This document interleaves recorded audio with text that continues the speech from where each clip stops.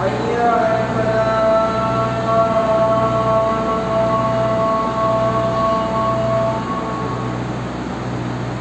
الله أكبر الله أكبر لا إله إلا الله.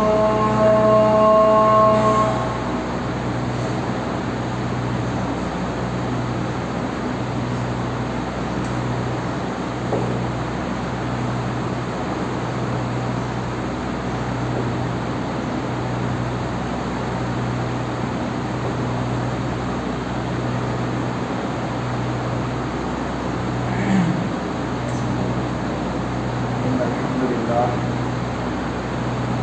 نحمده ونستعينه ونستغفره ونعوذ بالله من شرور أنفسنا ومن سيئات أعمالنا من يهده الله فلا مضل له ومن يضلل فلا هادي له وأشهد أن لا إله إلا الله وحده لا شريك له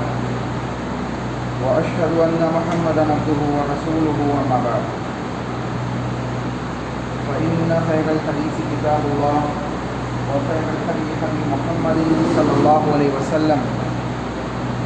وشر الأمور محدثاتها وكل محدثة بدعة وكل بدعة ضلالة وكل ضلالة في النار. قال الله تعالى في كتابه المجيد: أعوذ بالله من الشيطان الرجيم بسم الله الرحمن الرحيم. مثل الذين ينفقون أموالهم في سبيل الله كمثل حبة أنبتت 7 سنابل في كل سنبلة 100 حبة والله يضاعف لمن يشاء والله واسع عليم. وقال في موضع آخر: بسم الله الرحمن الرحيم لن تنالوا البر حتى تنفقوا مما تحبون. وقال في موضع آخر: بسم الله الرحمن الرحيم وعد الله الذين آمنوا وعملوا الصالحات ليستخلفنهم في الأرض كما استخلف الذين من قبلهم. تمام قسم کی حمد و ثنا کبریائی بڑائی اس احکم الحاکمین وحدہ لا شریک خالق کائنات مالک ارض و سما کے لیے لائق و زیبا ہے، جو تمام جہانوں کا اکیلا وحدہ لا شریک رب العالمین ہے، جس کے علاوہ کسی کے ہاتھ میں موت و حیات نہیں ہے، وہی زندگیاں دیتا ہے اور وہی موت کا بھی مالک ہے۔ سبحان اللہ و بحمدہ سبحان اللہ العظیم۔ انگنت درود و سلام ہو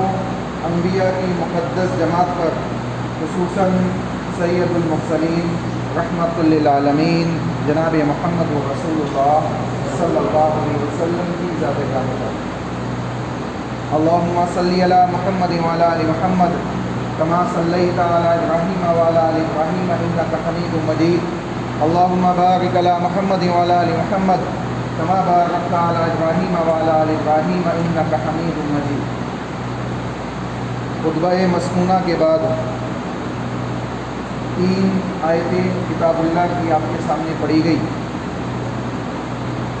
2 مختلف مضامین ان آیتوں کے اندر بیان کیے گئے۔ پہلا مضمون ہے انفاق فی سبیل اللہ۔ اللہ رب العالمین نے ایک مثال کے ذریعے انفاق فی سبیل اللہ کی اہمیت کو بیان کیا۔ مثال کیا ہے؟ مثل الذین ينفقون اموالهم، ان لوگوں کی مثال جو اپنے مال کو اللہ کے راستے میں خرچ کرتے ہیں، اللہ کے راستے میں انفاق کرتے ہیں، اس کو اپنے اللہ کے راستے میں نکالتے ہیں، ان لوگوں کی مثال اللہ نے دی۔ ایسی مثال دی: مثل الذین ينفقون اموالهم فی سبیل اللہ کمثل حبۃ، ان کی مثال اس دانے کی سمان ہے جس دانے کو کمثل حبۃ فی کل سنبلۃ 100 حبہ، جس دانے کو زمین میں بویا جاتا ہے اور اس ایک دانے کو بویا جاتا ہے، اس ایک دانے سے اللہ رب العالمین ایک پودا نکال دیتا ہے، اس ایک پودے کے اندر 7 بالیاں ہوتی ہیں اور ہر بالی کے اندر 100 دانے ہوتے ہیں۔ اللہ نے ان لوگوں کی مثال دی جو اپنے مال کو اللہ کے راستے میں نکالتے، انفاق فی سبیل اللہ کرتے، ان کو ایک مثال کے ذریعے سمجھایا کہ اگر تم اپنا مال نکالتے ہو تو یہ نہ سمجھنا کہ یہ مال یوں ہی ضائع ہو جائے گا، یوں ہی چلا جائے گا، اس کا کوئی اجر و ثواب نہیں ملے گا، بلکہ اللہ نے یہ مثال دی کہ جیسے زمین میں ایک دانہ بویا جاتا ہے، ایک کھیت کو جوتنے والا ایک کاشتکار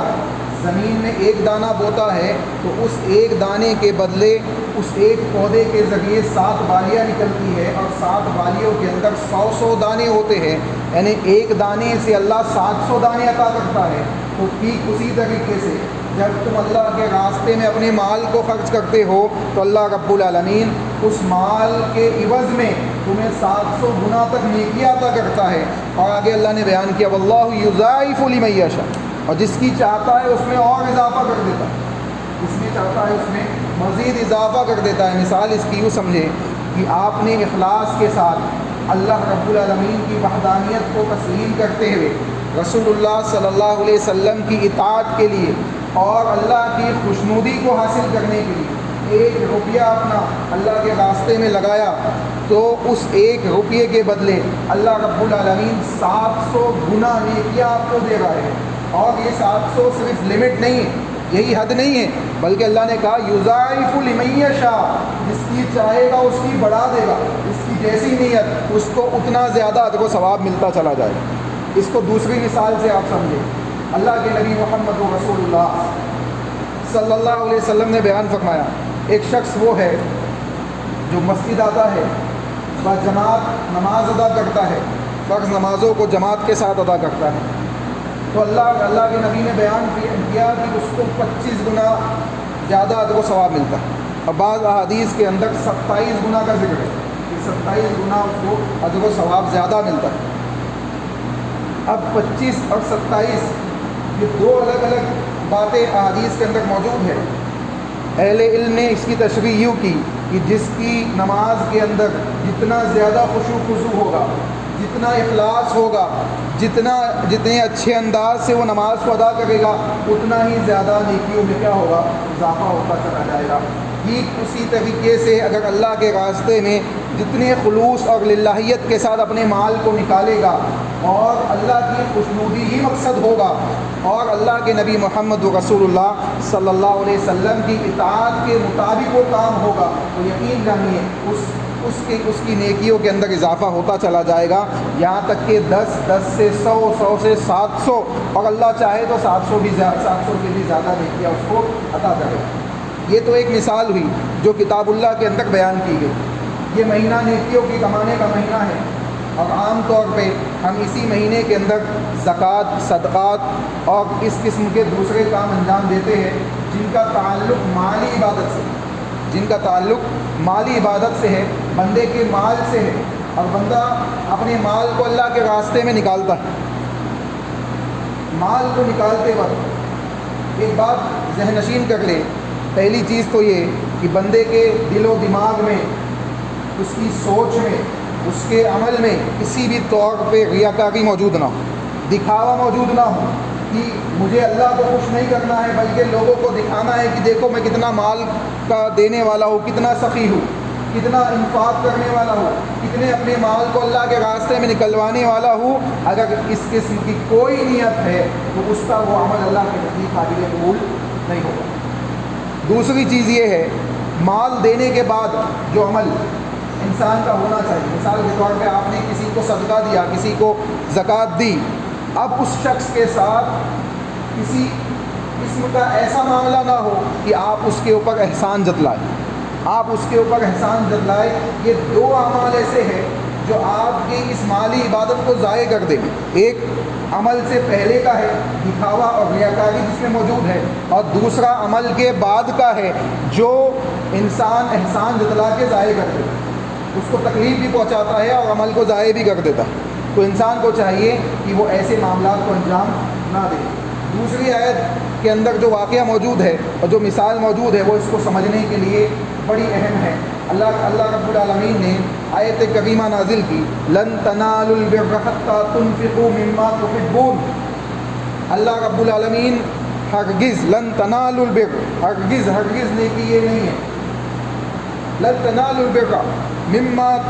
ہرگز یہ چیز اللہ کے نزدیک پسندیدہ اور محبوب نہیں ہے جو تم اللہ کے راستے میں نکالتے ہو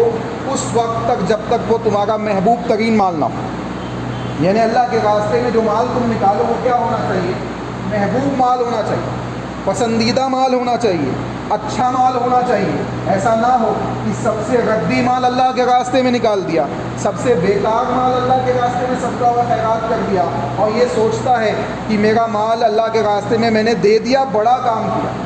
ایسا نہیں ہونا چاہیے، بلکہ اس آیت کریمہ کے نزول کے ساتھ حضرت ابو طلحہ رضی اللہ تعالیٰ عنہ اللہ کے نبی محمد رسول اللہ صلی اللہ علیہ وسلم کی خدمت میں حاضر ہوتے ہیں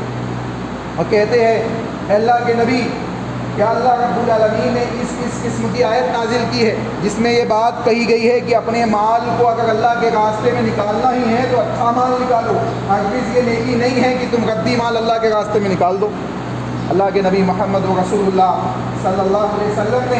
اس بات کا اظہار کیا، کہا کہ ہاں ابو طلحہ، اس قسم کی آیت اللہ رب العالمین نے نازل کی ہے، چوتھے پارے کی پہلی آیت کہ یہ آیت اللہ نے نازل کی ہے۔ ابو طلحہ رضی اللہ تعالیٰ عنہ اسی مجلس میں رسول اللہ کے سامنے بیٹھے ہوئے ہیں، اللہ کے نبی کو گواہ بناتے ہیں، کہتے ہیں اللہ کے نبی آپ گواہ بن جائیے، میں ابو طلحہ جس کا باغ مدینہ کے اندر سب سے زیادہ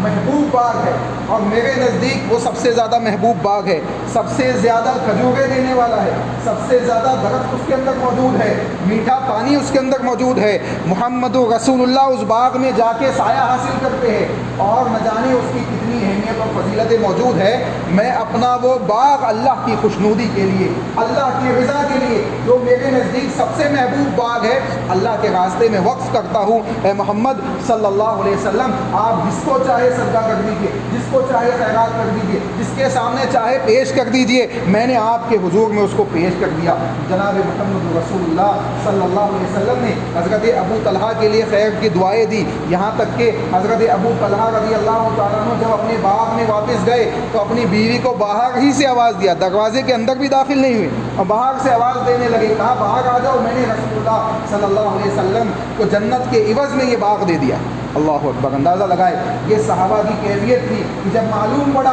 کہ اس نیکی کے بدلے اللہ کی جنت ملنے والی ہے تو وہ اس نیکی کو کرنے میں ذرا برابر بھی انہوں نے تردد نہیں کیا اور کوئی ایسا وقت اور سوچنے سمجھنے کی بات نہیں لی، بلکہ یہ جان لیا کہ اللہ نے حکم دیا ہے، اپنے اس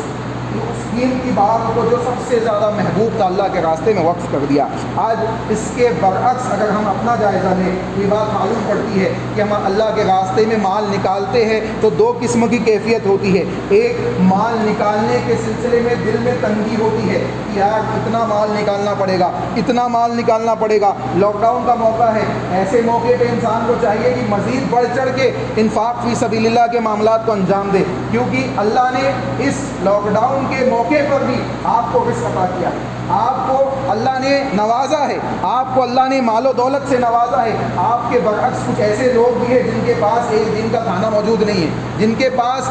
جو بھوکمری کے شکار ہے، جن کے پیٹ میں کھانا پہنچ نہیں رہا ہے اور وہ اس بھوک کی تڑپ کو محسوس کر رہے ہیں، یہاں تک کہ ان کے لیے سحری اور افطاری کا انتظامات موجود نہیں ہیں، ایسے لوگ بھی موجود ہیں۔ تو ان لوگوں کو دیکھ کر ہمیں شکر ادا کرنا چاہیے کہ اللہ نے ان کے مقابلے ہمیں اچھا رزق عطا کیا ہے، ہمیں اللہ نے ان سے بہتر رکھا ہے، تو کیوں ہم اپنے ہاتھ کو روک کے رکھے اور اللہ کے راستے میں اپنے مال کو نہ نکالے۔ تو انسان کو چاہیے کہ ایسے موقع پہ مزید بڑھ چڑھ کے اللہ کے راستے میں اپنے مال کو نکالنے کے سلسلے میں حصہ لے۔ اللہ کے نبی محمد رسول اللہ صلی اللہ علیہ وسلم کے صحابہ جب بھی اپنے مال کو اللہ کے راستے میں دیتے، چاہے مال قلیل ہوتا یا مال کثیر تعداد میں ہوتا، ان کے دل میں کجروی نہیں ہوتی، ان کے دل میں کسی قسم کا شک و شبہ نہیں ہوتا، تردد نہیں ہوتا، ان کے دل میں تکالیف نہیں ہوتی۔ آج ہم مال نکالتے بھی ہیں، دل میں تردد موجود ہے، شکوک و شبہات موجود ہے، تکلیفات موجود ہے کہ اتنا مال اللہ کے راستے میں نکالنا پڑے گا، اتنی زکوٰۃ نکالنی پڑے گی، 30% ٹیکس ہم دے سکتے ہیں، لیکن 2.5% زکوٰۃ نکالنے میں ہمارے معاملات بگڑتے چلے جاتے ہیں، تو ہمیں محاسبہ کرنا چاہیے۔ اللہ کے نبی محمد رسول اللہ صلی اللہ علیہ وسلم اور اللہ کے نبی کے صحابہ کی کیفیت یہ نہیں تھی۔ حضرت عثمان غنی رضی اللہ تعالیٰ عنہ کا قافلہ، شام سے قافلہ آتا ہے، تجارتی قافلہ، اونٹوں سے لبالب غلہ اونٹوں کے اوپر لدا ہوا ہے، صحابہ اکرام رضی اللہ عنہم اجمعین کی جماعت موجود ہے جو بھوکمری کی شکار ہو چکی ہے۔ حضرت عثمان غنی رضی اللہ تعالیٰ عنہ کے پاس تاجر جو مدینہ کے تاجر ہے حضرت عثمان کے پاس آتے ہیں اور حضرت عثمان غنی کو آفر دیتے ہیں کہ عثمان یہ مال ہمیں بیچ دیجئے، ہم آپ کو اس کے بدلے 10 گنا منافع دیں گے، جو مال آپ نے لائے ہیں اس کے 10 گنا منافع میں ہم آپ سے یہ خریدنے کے لیے تیار ہیں، کیونکہ ان کو معلوم ہے کہ مدینہ کے اندر ابھی کسی کے پاس مال موجود نہیں ہے، اس مال کو ہم کسی بھی قیمت پہ بیچ سکتے ہیں معاشرے کے اندر۔ حضرت عثمان غنی رضی اللہ تعالیٰ عنہ اس بات پہ راضی نہیں ہوئے، کہا اس سے بھی زیادہ منافع مجھے دینے والی ذات موجود ہے۔ اللہ کے نبی محمد رسول اللہ کے پاس پہنچے اور وہ پورا کا پورا اونٹوں کا قافلہ جو شام سے حضرت عثمان کے پاس آیا تھا، جس کے اوپر گلے لدے ہوئے تھے، اللہ کے نبی محمد رسول اللہ کے سامنے وقف کر دیا۔ کہا اللہ کے نبی میں اس قافلے کو وقف کرتا ہوں، آپ صحابہ میں اس کو تقسیم کر دیجیے۔ اللہ اکبر، اندازہ لگائے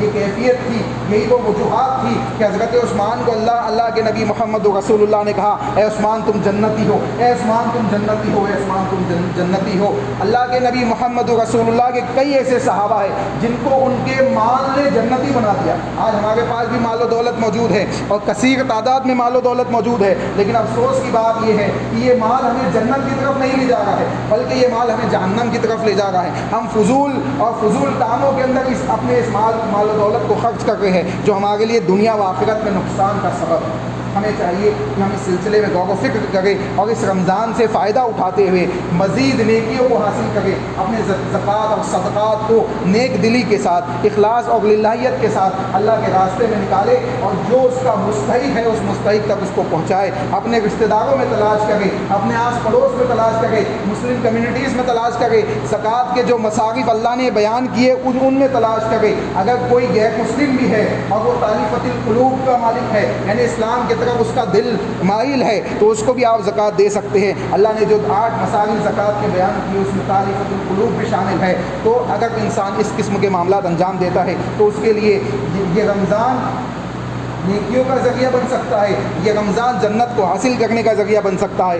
یہ رمضان جہنم سے آزادی کا ذریعہ بن سکتا ہے۔ یہ تو ہوئی زکوٰۃ انفاق فی سبیل اللہ کے تعلق سے بات، جو آپ کے سامنے 2 آیتیں خطبہ مسکونہ کے ساتھ بات پڑھی گئی۔ تیسری آیت جو آپ کے سامنے پڑھی گئی تھی، اللہ رب العالمین نے تیسری آیت میں بیان کیا وعد اللہ الذین آمنوا وعملوا الصالحات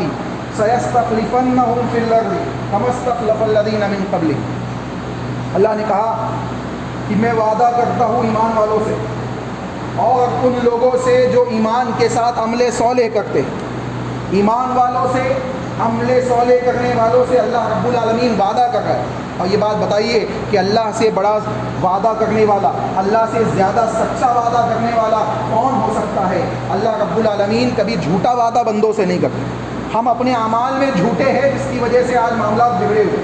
آج ہم دیکھ رہے ہیں زمین کے اوپر کئی ایسے لوگ اٹھ رہے ہیں جو رسول اللہ صلی اللہ علیہ وسلم کی شان میں توہین کر رہے ہیں، قرآن مجید کے سلسلے میں مختلف قسم کے اعتراضات کیے جا رہے ہیں، کتاب اللہ کی آیتوں کو نکالے جانے کے سلسلے میں لوگ اپنی آوازوں کو بلند کر رہے ہیں۔ ایسے موقع پہ ہمارا کیا موقف ہونا چاہیے؟ ہم کو کیا کام کرنا چاہیے؟ ایک چیز تو یہ ذہن نشین کر لے کہ ایسے موقع پہ مسلمانوں کو چاہیے کہ وہ کثرت کے ساتھ اللہ کے پیغام کو دوسروں تک پہنچائیں، کیونکہ یہ موقع وہ ہوتا ہے کہ جب رسول اللہ کے خلاف بات کہی جاتی ہے، جب کتاب اللہ کے خلاف بات کہی جا رہی ہے، جب اللہ کی شریعت کے خلاف لوگوں کو اکسایا جا رہا ہے، ابھارا جا رہا ہے، تو وہ لوگ جن کو اکسایا جا رہا ہے وہ اس کو پڑھنے کے متلاشی ہوتے ہیں، وہ اس کو جاننے کے متلاشی ہوتے ہیں کہ ایسا اس کے خلاف بولا جا رہا ہے۔ یہ نیگیٹو جو چیزیں پھیلائی جاتی ہے کبھی کبھی اس کا پازیٹیو اثر بھی ہوتا ہے۔ اور پازیٹیو اثر اس انداز سے ہوتا ہے کہ لوگ اسلام کو پڑھنے لگتے ہیں، محمد رسول اللہ کو پڑھنے لگتے ہیں، اور وہ اسلام کے اندر داخل ہوتے چلے جاتے ہیں۔ اللہ کے نبی محمد رسول اللہ کے زمانے کی مثالوں کو اٹھائے، اللہ کے نبی صلی اللہ علیہ وسلم کے خلاف پروپیگنڈا کیا جاتا، یہاں تک کہ رسول اللہ صلی اللہ علیہ وسلم کے خلاف حج میں آنے والے حاجیوں کے پیچھے لگ کر ابو جہل اور ابو جہل کے ساتھی اللہ کے نبی محمد رسول اللہ صلی اللہ علیہ وسلم کے خلاف باتیں کہتے کہ یہ نجومی ہے، اس کی بات کو مت سنو، یہ کاہن ہے، یہ مجنون ہے، اس قسم کی باتیں اللہ کے نبی محمد رسول اللہ صلی اللہ علیہ وسلم کے خلاف بولی جاتی، معاشرے کے اندر کہی جاتی۔ لیکن وہی لوگ جن کے سامنے یہ بات کہی جاتی وہ رسول اللہ کے پاس آتے، کہتے ہم بھی علم و فن والے ہیں، ہم بھی جاننے والے ہیں، ہم بھی دیکھے تو صحیح ہے محمد کہتا کیا ہے۔ جب اللہ کے نبی محمد رسول اللہ صلی اللہ علیہ وسلم کی مجلس میں آتے اور پوچھتے کہ تم کیا کہتے ہو، ہم نے سنا ہے کہ تم جادوگر ہو، تم کاہن ہو، تم مجنون ہو، اس قسم کے الفاظ ہم نے آپ کے سلسلے میں سنے ہیں، آپ بتائیے تو صحیح آپ کیا کہتے ہیں۔ اللہ کے نبی محمد رسول اللہ اللہ کی وحی کی چند آیتیں ان کے سامنے پیش کر دیتے، اللہ کے احکامات کی چند آیتیں ان کے سامنے پیش کر دیتے، اور جب وہ آیتوں کو سنتے تو کہتے کہ یہ کسی مجنون کا کلام نہیں ہو سکتا، کسی شاعر کا کلام نہیں ہو سکتا، کسی نجومی کا کلام نہیں ہو سکتا۔ یہ لوگ جو نیگیٹو چیزیں سن کے رسول اللہ صلی اللہ علیہ وسلم کی مجلس میں آئے تھے، اس مجلس سے جب اٹھتے ہیں تو اشہد اللہ الہ الا اللہ واشہد ان محمدً عبدہ ورسولہ کی گواہی دیتے ہوئے رسول اللہ کے حجرے سے نکلتے ہیں۔ ایسی کئی مثالیں آپ کو اللہ کے نبی محمد رسول اللہ صلی اللہ علیہ وسلم کی زندگی میں مل جائے گی۔ یہ اس بات کی واضح دلیل ہے کہ ایسے موقع پہ ہمیں کھل کے اللہ کے پیغامات کو لوگوں تک پہنچانا چاہیے، اور لوگوں تک اللہ کی کتاب پہنچانی چاہیے کہ اگر تم اس کے سلسلے میں نیگیٹو باتیں سنتے ہو، اللہ نے اوپر والے نے تمہیں بھی عقل سلیم دی ہے تو تم اس کتاب کو پڑھو، اس کتاب کو تعصب کے اپنے تعصب کے چشموں کو نکال کے پڑھو، یقیناً تمہیں انشاءاللہ اللہ نے چاہا تو اللہ رب العالمین تمہیں ہدایت نصیب فرمائے گا۔ دوسری چیز،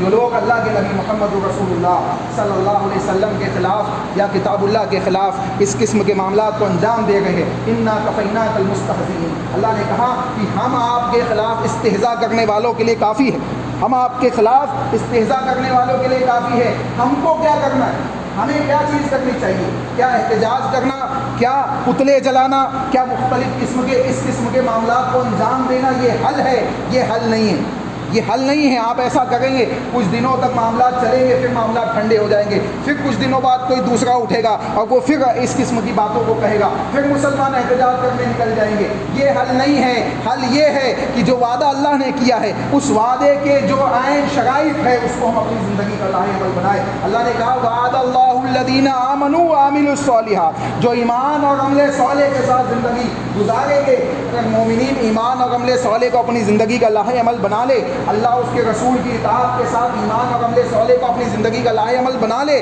اللہ نے وعدہ کر دیا کہ سیستخلفن الذین فی الارض، ہم تم کو زمین کی خلافت عطا کر دیں گے، کما استخلف الذین من قبلہم، جیسے تم سے پہلے کے لوگوں کو ہم نے زمین کی خلافت عطا کی۔ صحابہ کو جو اونٹ اور بکریاں چرانے والے تھے ان کو اللہ نے اٹھایا، ایمان کی توفیق دی، وہ ایمان اور عمل صالح کے ساتھ زندگی گزارنے لگے، اللہ نے زمین کی خلافتیں ان کے ماتحت کر دی، یہاں تک کہ ایک زمین کا 3/3 حصہ حضرت عمر بن خطاب رضی اللہ تعالیٰ عنہ کے زمانے میں حضرت عمر بن خطاب کی خلافت کے ماتحت تھا، جس کے اوپر اسلامی نظام موجود تھا۔ آج ہم جد و جہد میں لگے ہوئے ہیں کہ ہمیں نظام مل جائے، ہمیں مختلف قسم کے معاملات مل جائے، یہ نہیں مل سکتا جب تک ہم ایمان کے پکے نہ بن جائے، جب تک ہم اپنے اعمال کے اندر رسول اللہ کی اطاعت کو شامل نہ کر دے، جب تک ہم اپنے اعمال سے شرکیہ اور اس قسم کے کفر معاملات نہ نکال دے، ہمارے معاملات درست نہیں ہو سکتے۔ تو ایک جانب جہاں رمضان کا خیال کرتے ہوئے صدقات و خیرات کو انجام دینا ہے،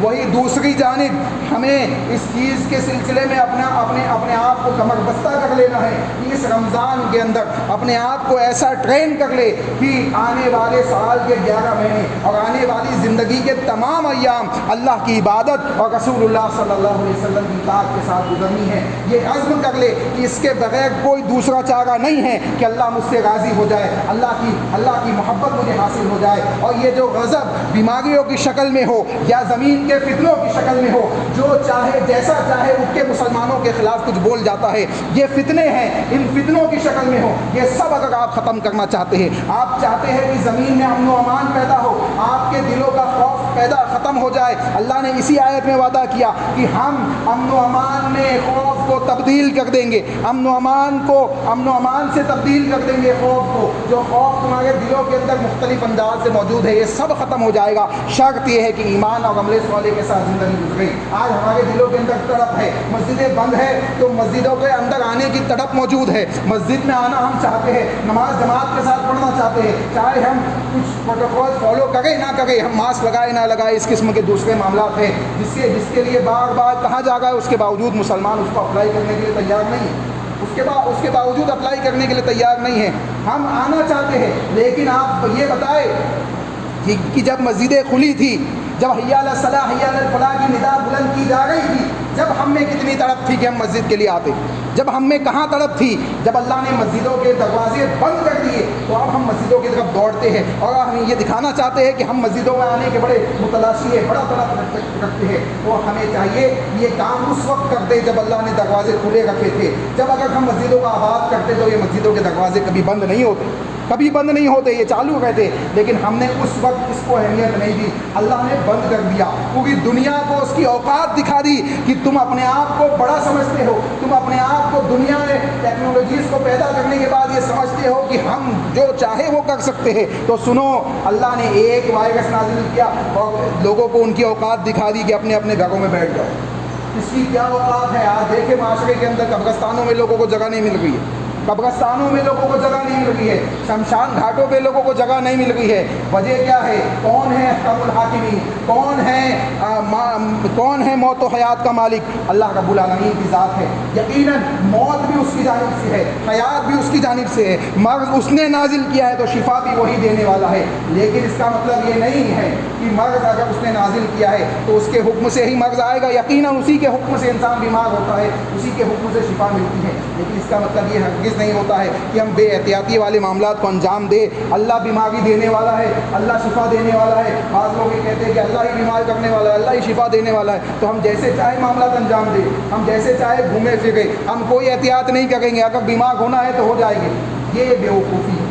یہ بیوقوفی ہے۔ اسلام اس بات کی تعلیم آپ کو نہیں دیتا، اسلام کہتا ہے کہ اسباب اپنائے اور اللہ پہ توکل کرے، اسباب کو اپنائے، جو اسباب ہے، جو چیزیں ہیں بیماریوں سے بچنے کی اس کو اپنائے اور پھر اللہ پہ توکل کرے۔ اللہ سے دعا ہے کہ اللہ ہمیں صحیح معنوں میں ان باتوں کو سمجھنے کی توفیق عطا فرمائے، اللہ اس کے رسول کی اطاعت کے ساتھ اپنی زندگیوں کی اصلاح کرنے کی توفیق عطا فرمائے۔ اے اللہ، جو لوگ اسلام کے خلاف معاملات میں مبتلا ہے، اپنی زبانوں کے ذریعے، اپنے جسم کے دوسرے اعضاء کے ذریعے، اپنی مال و دولت کے ذریعے، اے اللہ ہم اس سے دعا کرتے ہیں ان کو ہدایت دے دے یا ان کو نیست و نابود کر دے۔ اے اللہ ان کو ہدایت دے دے یا ان کو نیست و نابود کر دے، اے اللہ ان کو ہدایت دے دے یا ان کو نیست و نابود کر دے۔ اے اللہ ہم تجھ سے دعا کرتے ہیں کہ ہم گنہگار ہیں، خطا کار ہیں، جو غلطیاں ماضی میں ہم سے سرزد ہوئی ہے ان غلطیوں کی اصلاح کرنے کی توفیق عطا فرما، اعمال صالحہ کے ساتھ زندگی گزارنے کی توفیق عطا فرما، اپنے ایمان کو مضبوط کرنے کی توفیق عطا فرما۔ رمضان کے اندر کی جانے والی ہماری عبادات کو تو قبول فرما، تلاوت کلام اللہ کو قبول فرما، ہماری نمازوں کو قبول فرما، ہمارے صدقات کو قبول فرما، ہماری زکوٰۃ کو قبول فرما، اور ہماری جو دیگر عبادات ہے چاہے وہ جس انداز سے ہم نے انجام دی ہو، اے اللہ تو ہمیں توفیق دے کہ رسول اللہ کی اطاعت کے ساتھ اس عبادات کو ہم انجام دیں، تیرے لیے خالص، تیرے لیے اخلاص اور للہیت کے ساتھ اس عبادات کو انجام دے، اور ہم تجھ سے دعا کرتے ہیں کہ ان عبادات کو تو قبول فرما۔ اے اللہ جو گناہ ہم سے سرزد ہوئے ہیں ماضی میں، اے اللہ ان گناہوں سے رجوع، توبہ، استغفار کرنے کی ہمیں توفیق عطا فرما۔ اے اللہ کل قیامت کے دن جب لوگ نفسی کے عالم میں ڈوبے ہوئے ہوں گے، اے اللہ تو اپنی رحمت میں شامل کر فرما، تو اپنی رحمت میں ہم گنہگاروں کو شامل فرما اور جنت الفردوس میں اعلیٰ مقام عطا فرما۔ محمد رسول اللہ کی شفاعت کبریٰ میں ہمیں شامل فرما، حوض کوثر سے جام نصیب فرمانے والے لوگوں میں ہمیں شامل فرما، سیدھے ہاتھ میں نامہ اعمال ملنے والے لوگوں میں ہمیں شامل فرما، عرش کے نیچے جگہ ملنے والے لوگوں میں ہمیں شامل فرما۔ اے اللہ جو لوگ موجود ہیں ان کو عمل صالح کی توفیق عطا فرما، اے اللہ جو اس دنیا سے جا چکے ان کی مغفرت فرما، ان کی قبروں کو جنت کا باغ بنا، ان کے قبروں میں جنت کے بستروں کو بچھا دے، ان کے لیے جنت کی کھڑکیوں کو کھول دے، ان کو عذاب قبر سے محفوظ فرما، اے اللہ ان کو عذاب قبر سے محفوظ فرما۔ اے اللہ ٹوٹے پھوٹے انداز میں جو باتیں ہم نے کتاب و سنت کی سنی ہیں، اے اللہ اس کے مطابق اپنی زندگیوں کی اصلاح کرنے کی توفیق عطا فرما۔ اے اللہ ہماری دعا کو قبول فرما، آمین۔ ربنا تقبل منا إنك أنت السميع العليم وتب علينا إنك أنت التواب الرحيم برحمتك يا أرحم الراحمين.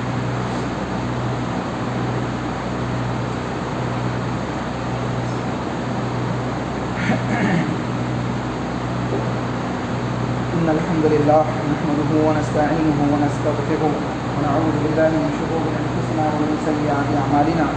من يهده الله فلا مضل له ومن يضلل فلا هادي له وأشهد أن لا إله إلا الله وحده لا شريك له وأشهد أن محمدا عبده ورسوله. وما بعد فأعوذ بالله من الشيطان الرجيم. بسم الله الرحمن الرحيم. إن الله وملائكته يصلون على النبي يا أيها الذين آمنوا صلوا عليه وسلموا تسليما. اللهم صل على محمد وعلى آل محمد كما صليت على إبراهيم وعلى آل إبراهيم إنك حميد مجيد. اللهم بارك على محمد وعلى آل محمد كما باركت على إبراهيم وعلى آل إبراهيم إنك حميد مجيد. عباد الله رحمكم الله، إن الله يأمر بالعدل والإحسان وإيتاء ذي القربى وينهى عن الفحشاء والمنكر والبغي يعظكم لعلكم تذكرون. قوموا إلى الصلاة.